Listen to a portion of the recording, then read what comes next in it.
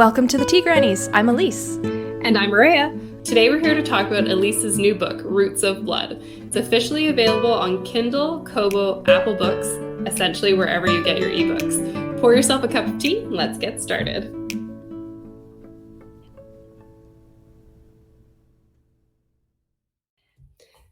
I'm particularly excited to talk about this book because I was able to see it from its early stages through to the finish.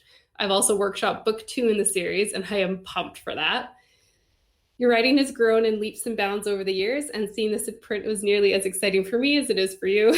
For those who haven't read it yet, can you give us your pitch? Okay. Don't hate me because I'm just going to read the summary. And it's up on all major ebook retailer sites because I put a lot of work into the summary. Summaries are harder to work on than the actual book, so I hope you can give me some credit. So here it goes. For readers of We Hunt the Flame and Everless, in Roots of Blood, blood is currency and allies come from the unlikeliest of places. Nim is the last living nymph in the province of Gallia, and Jay is out for her blood. Her people have been hunted to near extinction for the healing properties in their bodies. She's supposed to be Jay's solution to everything. Instead, Jay's convictions war with his loyalties, and he saves her from certain death, becoming a mercenary on the run in the process. Nim knows she can't trust him. She has the scars to prove it. But she has no other choice. Jay is her only option, and his only option is to return home from banishment, risking imprisonment and even death if he wants to keep them both safe. Hey! And it's the first book in a planned trilogy, and book 2 is in the beta reading stage right now, but book 3 is still in the, ideas and writing down things before the first draft. I'm not even considering it first draft yet because I've written, a chunk of one chapter that may or may not be in the book. But I want to write the first draft before the end of the year, so cross your fingers for me. I believe in you. You've got really good draft writing skills. Thank you. So let's talk a little about your main characters. Sure. Nim and Jay are such vastly different characters. What was it like switching between their point of views and nailing their voices? Okay, so I forgot about this until I saw this question. I originally wrote the draft exclusively from Nim's point of view. I didn't write from Jay's head at all. And I like reading stories from just individual points of view. I've always enjoyed those. I like multiple points of view as well, but I tend to gravitate more towards the single POV. I don't know why. But then I started adding his voice during one of the revisions because I was cutting a lot of the second half of the book. I wasn't happy with it, and then I was realizing that I wanted some kind of a break from Nim or just something to contrast with her internal voice because her internal struggles can be pretty dark and intense given what she goes through. So I wanted Jay to kind of help balance that off. I'm not sure if that worked because he can be a really dark bastard too, so whatever. But it's a different kind of darkness, so maybe it's fine. I don't know. And the other reason why I didn't want to write, why I just wanted to stick with Nim for the first few drafts was that, I tend to shy away from writing male perspectives because I'm afraid I won't be able to do it justice. I have no idea what it's like to be a dude. I know dudes have no idea what it's like to be a woman, so, I don't want to think that I can write it effectively, but at the same time, if you consider how much fiction is written by and about guys, I do think I've done enough reading to do it justice, and then workshopping and beta reading will take care of the rest, right? We can hope. So I'm counting on people to help me out along the way, but I also just wanted to try it out and experiment with it. And then once I had spent so long in Nim's head, and I started looking at Jay from inside his own head and just seeing how that might fit into the story, it was actually really refreshing. Like I said, they're both very dark characters, but in a different way. So it was really refreshing to get into his head and have him respond to Nim and see how that all worked internally rather than from Nim's perspective. And then when I started writing him more, I realized that I wasn't writing him consistently just from Nim's point of view. How she saw him was swaying what he would do, and that wasn't accurate to who he was. So I ended up revising quite a bit of the draft when I started peppering him in between and realizing no, he would do that for different reasons, which changes the next 4 chapters and how they play out. So I had to rewrite a whole bunch of that, but it was a lot of fun, and I'm really glad that I threw him in there. I like dual point of view personally. Mm-hmm. I don't read a lot of single point of view. I think I like the different perspectives of a dual point of view, especially in fantasy. You get to see how they view and interact with the world versus how your other character views and interacts with the world. So that's one of the things I like about it. And I think it works amazingly well in this story. So did you know this would be a trilogy when you first started working on it, or did you plan on it being a standalone? And then do you prefer writing standalones or series? This one always makes me laugh because Roots of Blood was initially supposed to be a standalone. Like I didn't want to write series. I didn't want to get into that. That sounded messy and complicated, and I was just starting out, so, why make it harder than it needs to be? And then I finished draft 1, I cut 50% of it, I revised it and revised it again, and realized that it's absolutely impossible to conclude the character arcs, let alone the story itself, in one book. Mm-hmm. And I fought against that for a long time. I was like trying to brainstorm, okay, how can I wrap this up in 30,000 words? You can't, you idiot. And so I had to come to that conclusion and, accept it. And then, it's a planned trilogy, but who knows? It could turn into 4 books by the time I'm done, because I'm way too wordy to be trusted. So, I won't apologize for this. It might turn into 4 books. It could totally do that. I think we'd all be okay with that. Wonderful. And how long have you been working on this particular story? So Roots of Blood book 1 has been like 6 years in the making, give or take a little bit. Because I started it after I graduated high school and before I decided what I wanted to do post-secondary with college or whatever. So I was working in a bookstore at the time, and during the course of writing it, I did take at least like 1 year off. Like I didn't touch it at all for the year that I was in dorms in college. And then I got back into it when I enrolled in the writer's studio the following year, and then actually finished it. Because I think I was stuck at the 3/4 mark for quite a while. And then I took that 1 year break, and then I enrolled in TWS, and I had been ready to give up on it entirely, like I do with so many projects. But those courses, that class just like gave me the drive to finish it. And then I did a bunch of querying and tried to get it traditionally published, and that took a couple of years. So when I say 6 years in the making, that's not 6 years of pure writing. That's like trying to get it published, taking a break, and revising it a whole bunch. So there's a lot of little details in there that I'm not going to get into right now because it would take way too long. And it would probably bore the heck out of you. I hope that's a comfort to some of you listeners who are writers, because it's not always a cut and dry, like, I'm going to spend 6 months on this draft and then it's going to be ready to go. Yeah. You do have to factor in breaks and, being tired of it or getting stuck on it, and then all the other steps that come with it. It's usually a couple of years before a story is kind of ready to go.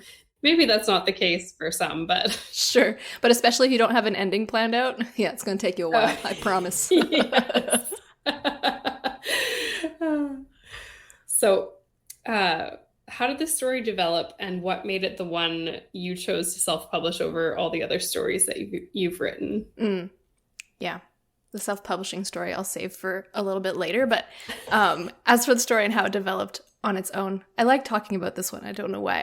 It's like most of my ideas start out with just a random image or a feeling that pops into my head. It's not usually anything concrete. It might be the idea of this person, and I don't know anything about them, but they seem either visually really interesting and I want to describe them, or they have kind of this interesting piece of backstory that I want to explore.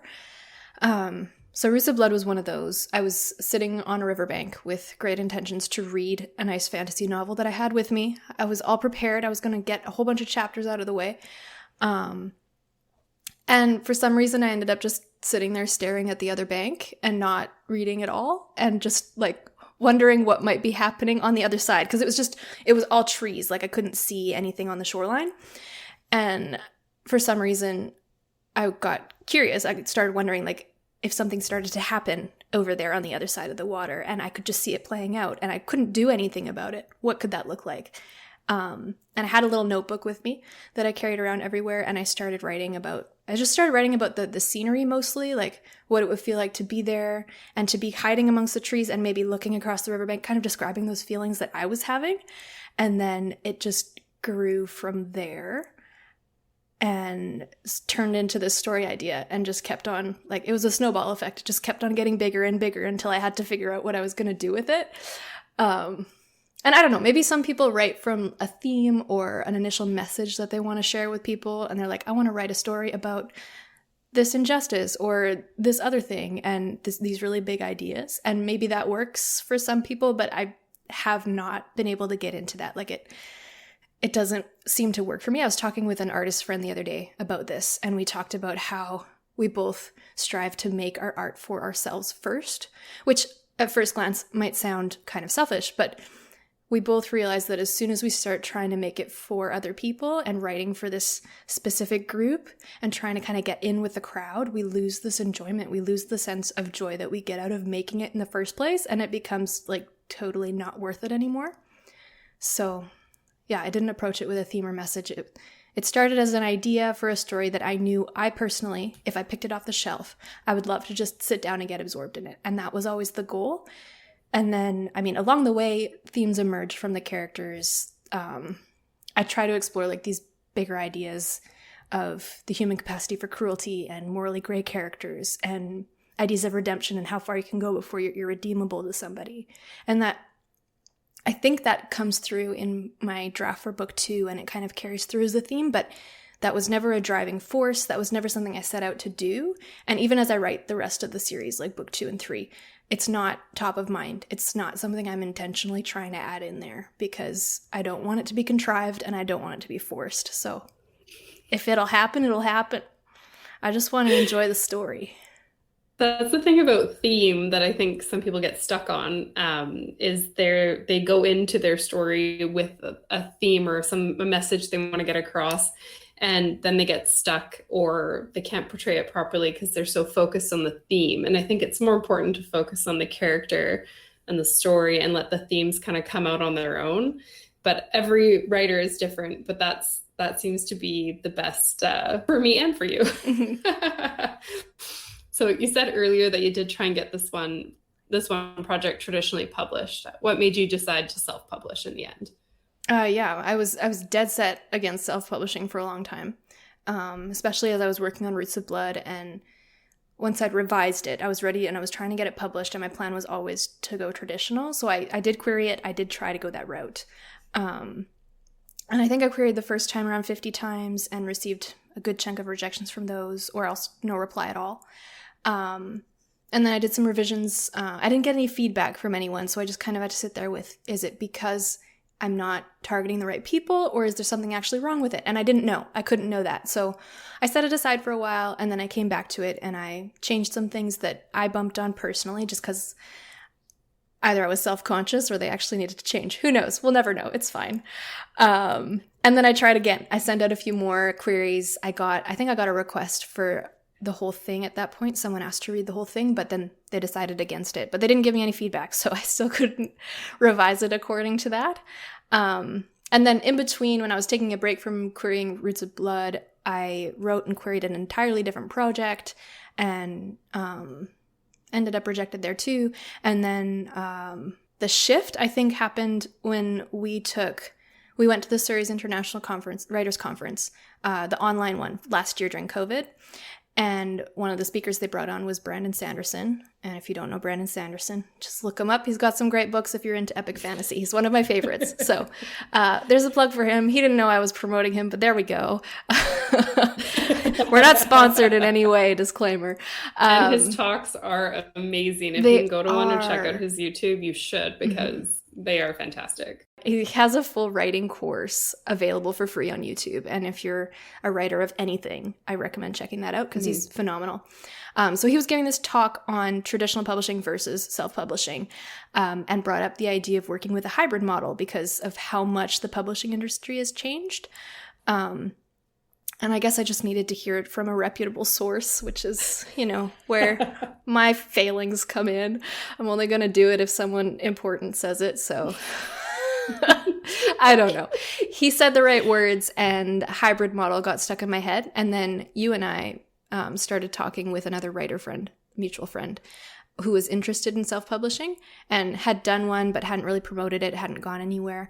So we all decided that we wanted to learn more about the self-publishing process.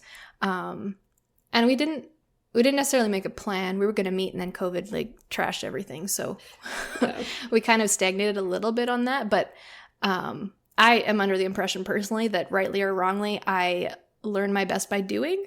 So I decided we want to learn about this, so why don't I just try it? So I decided to publish Roots of Blood as completely as an experiment. Like, that's what it is. I'm not expecting great and glorious things of this adventure. I just want to know what it's like, what the process is, how does it actually work, what platforms do I like, what platforms don't I like, and yeah, it's all just one big learning game, and that's fun for me, so why not?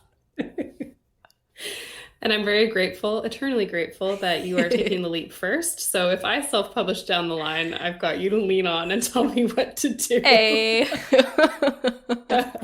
Which actually leads us right into my next question, which are, what do you think the advantages and disadvantages of self-publishing are now that you've got a novel out? That's a really good question. And I don't know if I'll do it justice, but for me personally, full control is obviously a great feature that people bring up a lot. Like, I've never been traditionally published, so I don't know what that's like. I don't know what that all involves. But people always have talked about how you sign away so many rights to your work when you go that route, and you don't have full control, and decisions get made for you, and all of this stuff.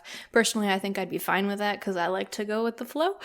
But I don't know if it makes a big difference either way. Me too. You know, right? Having that backing is almost, worth it to me. But there is something comforting in knowing that I own this entirely. I can go off and make an audiobook with it if I want, and I can choose exactly how I'm going to do that. I had full control over what I wanted the cover to look like. I could have designed that myself if I wanted, but I don't recommend that. We can get into that later. And I don't have to jump through hoops or deal with red tape because of rights that I've signed away or whatever that is, and all of those complications. Again, I'd probably just go along with it and be fine with it if I went traditional, but it's nice to have options. Like, I definitely get that from the self-publishing route. And then I make my own schedule for this. Like, everything is riding on my shoulders, and I have no one to blame for any piece of the process if anything goes wrong. And that's simultaneously terrifying and comforting. For me, it's more comforting because of my expectations and my motivations going into it. I take comfort in that. I only have to get the project up to my standards. I'm not doing this for anybody else. And I get to set the bar for what success looks like. So that can be in someone else's opinion, it might be a super low bar. Whatever. I don't care. I think I want what I want, and I'm not beholden to anyone else's opinion. So, yeah, there's a lot of freedom to it, and I think I cherish that freedom a lot more than I realized when I started. And I have no idea how to market this thing, so that's a disadvantage that I feel pretty heavily. I'm not expecting much in way of results because I don't know what I'm doing. And a part of the reason why I always wanted to go traditional was that I wanted the help of having a publishing house at my back. However minimal that is, they're not gonna just really drive the book hard for you. You have to do a lot of the work yourself, but having that team behind you, you can ask questions, and you at least get a little bit of help on the marketing side. And I don't know, that's definitely a disadvantage that stops a lot of people. But that being said, marketing happens to be my day job career, and I'm learning more and more about it every day, whether I want to be or not, and I get paid to do it. So, I'm really excited to try things, like the different things I'm learning from my work, and see what happens with that, and trading strategies back and forth. But that's just me, and not everyone is going to be that nerdy. So I recognize that. See, I like the idea of being able to control everything, but then I also would love to have a publishing house to lean on. So right? It's a tough one if you get to choose things to think about there. Yep. And so because it's self-publishing, the steps are going to be different. So, we would love to talk about traditional publishing steps at some point, but for today, we'll talk a little about the self-publishing steps. And so can you give us just a quick description of the steps and the process it took to get your book ready to publish? Yeah, I'll try to do this rapid fire because I know we're going to be talking about each of these individually in later episodes, later seasons. But skipping over the basics: writing, workshopping, editing the work, getting that full manuscript complete, obviously. A few things that you're going to want to think about if you're going the self-publishing route are your back cover copy. That's maybe one of the biggest ones. So your summary, the thing that someone reads on an Amazon page of your book, and that's one of the primary tools that people are going to use to decide whether they want to read it or not, aside from the cover and everything else. So write the back cover copy, write it again, workshop the hell out of it, and edit, because you want to be happy with it. You want it to be as good as it can be, and it can be really hard, but do the work because it's 100% worth it and you're going to need it.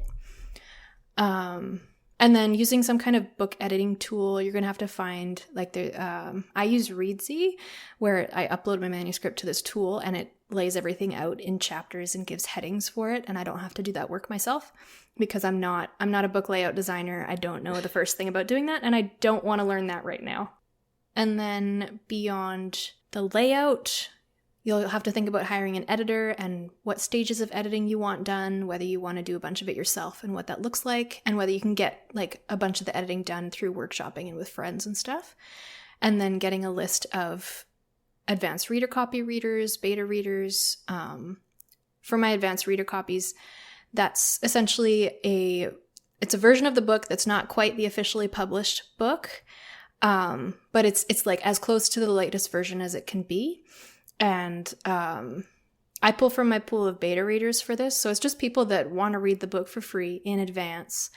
And they might give you some reviews for it. That's the most ideal case, to send the book to a bunch of people just close before the publishing date so that you can build up the hype for it. Like, it's a marketing tool, essentially. And you can do this using giveaways. You can give away advanced reader copies. You can make it a contest, which can be pretty fun. Or you can just, like I do, I pull from my beta readers. There's different websites that you can look into that might help with this process. I just haven't gotten there yet because I'm just learning all of the basics. So, yeah. And then in order to send that out, you're going to have to create an advanced reader copy file version that's not the final version. And distribute that by email or however it is you want to do that, and figuring out those things. And then cover design I haven't even talked about. You're going to either buy a pre-made cover or work with the designer and hire them to do that. And then you have to add the cover art, the final file, to the book editing tool and download your final file so that the book cover is in there with the text and it's all packaged together. And then one of the last steps before marketing is choosing how you want to distribute it. So that's like, do I want to publish with Amazon or do I want to publish with Kobo, or both and then I went directly through Kindle and Kobo, and then I used Draft to Digital for a bunch of other platforms because they distribute a bunch of stuff for you as well. The last phase is promoting it, and this is where we all just kind of get sad a little bit sometimes because marketing is hard and no one knows what they're doing. But one of the biggest recommendations I've heard is having an email list. Even if it's small at first, have that, because most people have email, whereas not everyone is going to be on your preferred social media platform. So it's just more versatile and it's more effective, and you're getting directly into their inbox, whereas with social media algorithms, who even knows anymore? So I have a small email list that is mostly friends and family at this point, and I just use it to let them know when things are happening as much as I can. And then I also promote on Instagram to the follower base that I've cultivated there from being in the Bookstagram community. So if you are a writer, that's a big recommendation. Follow Bookstagrammers, make friends with Bookstagrammers, and just do whatever you can to be in that space and comment on each other's stuff and be a part of the community, because those are the people who are going to be reading your work. And it's a vast and warm and wonderful place to be. I've really enjoyed getting to know Bookstagrammers through Instagram, which is saying a lot because I don't love social media. So I actually think Bookstagram has been one of the most fun parts of our podcast that I wasn't expecting. Everyone's so welcoming, and we did a giveaway when we hit 1,000 followers, yes. And that was super fun. We'll do another one when we hit 2,000 followers. And it's just been nice to chat with people who are obsessed with reading as we are. And there's writers on there too. I haven't made as many writer friends as reader friends, but it's really fun to talk about what's popular right now. And There's a book recently that came out that was very popular that most people loved. And then there's a few people that didn't love it. And so I found my people there because I didn't love it either, which I thought was hilarious. Yeah. Yeah. And it's really wonderful. I love Bookstagram.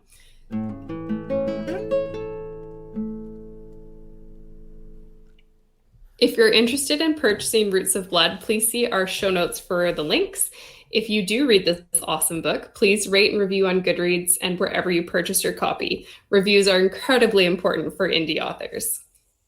And that's the tea on Roots of Blood. If you want more information on Elise and her projects, you can check her out at elisebolkman.com and sign up for her newsletter. You can also reach us anytime at theteagrannies@gmail.com or follow us at the Tea Grannies Podcast on Instagram. It's time to put the kettle on. We'll see you again next week. Happy writing.